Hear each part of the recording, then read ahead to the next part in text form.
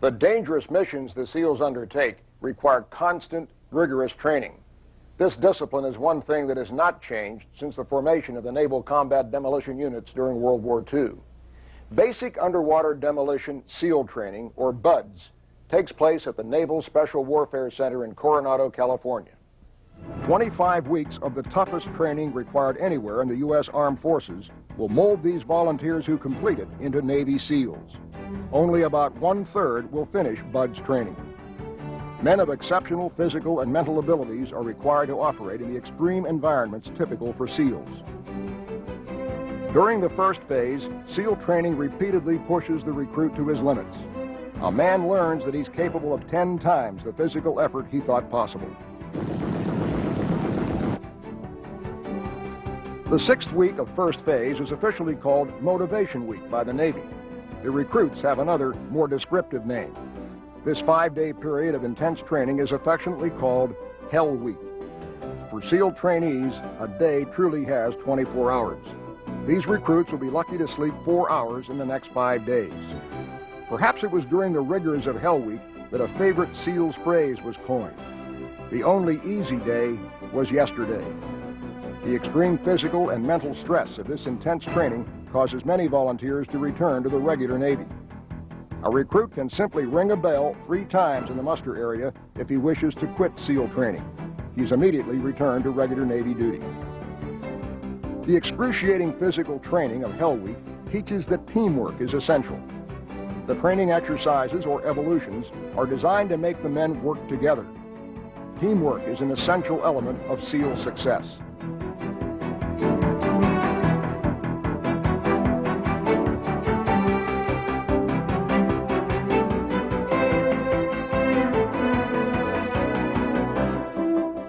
The ranks have thinned considerably by the time second phase begins. Recruits now learn to use self-contained underwater breathing apparatus, known as scuba systems. The use of 2 types of scuba gear must become second nature to the future SEALs. Classes on open-circuit scuba diving are taught at the Navy Special Warfare Pool facilities. This is the same gear used by sport divers. It's called open circuit because exhaled air escapes to the surface. The buddy system is another example of the importance of teamwork in SEAL training. Sharing the air in your tanks with your teammate builds trust and confidence. This technique can mean the difference between life and death in an underwater emergency. The cold waters of San Diego Bay provide the setting for the first series of open water dives for SEAL trainees.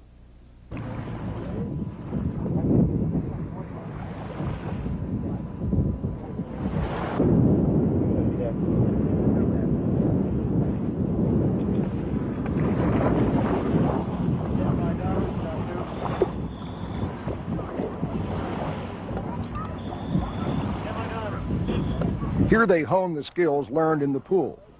An attack board provides the tools a SEAL needs to find a target underwater during the day or in the dark, disorienting ocean at night. Accurate underwater navigation is crucial to the success of many SEAL missions. Success in the diving evolutions is the result of hard study and concentration in the classroom. The physics of diving must be thoroughly understood to avoid such underwater dangers as the bends, embolisms, and hypothermia. While prevention is stressed, treatment of these emergencies is also a part of the diving medicine curriculum. Academic standards are as stringent as the physical requirements of SEAL training. Those who cannot make passing grades are dropped from the program. The second type of scuba gear used by SEALs is the Dreger closed-circuit system. This sophisticated breathing apparatus recirculates the air divers exhale, which prevents telltale bubbles from surfacing. This pure oxygen system allows diving to a depth of 2 atmospheres.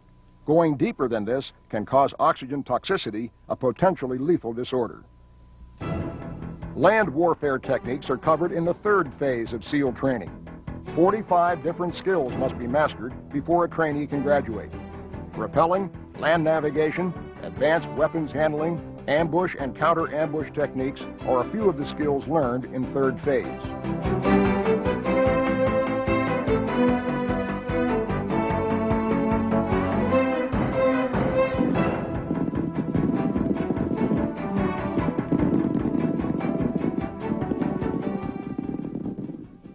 Graduation Day is a milestone for SEAL recruits. They have just completed the toughest training program in the world. The sense of pride and accomplishment is evident in these men as they're given the opportunity to do something they've resisted for 25 weeks. Ringing the brass bell 3 times signifies the end of BUD/S training. Each graduate of BUD/S training is assigned to a SEAL team. He then completes 3 weeks of basic parachute training at Fort Benning, Georgia. This may be followed by advanced free fall training with the SEAL team.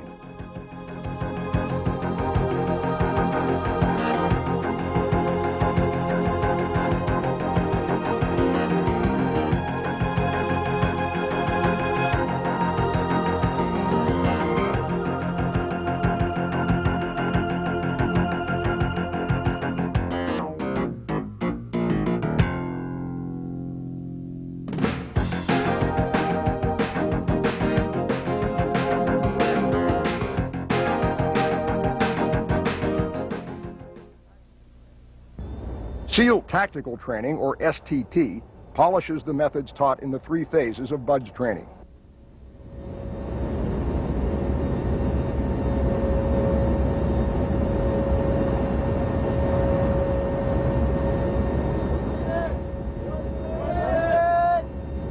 As we saw in Grenada and in the Gulf War, Navy sea, air, and land teams are often the first U.S. forces at the scene in trouble spots. One way this is accomplished without detection by unfriendly forces is the use of C-130 aircraft to drop SEALs beyond the range of enemy radar. Accurate parachute drops are practiced to ensure the team lands together and quickly assembles into an effective force in the Combat Rubber Raiding Craft, or CRRC.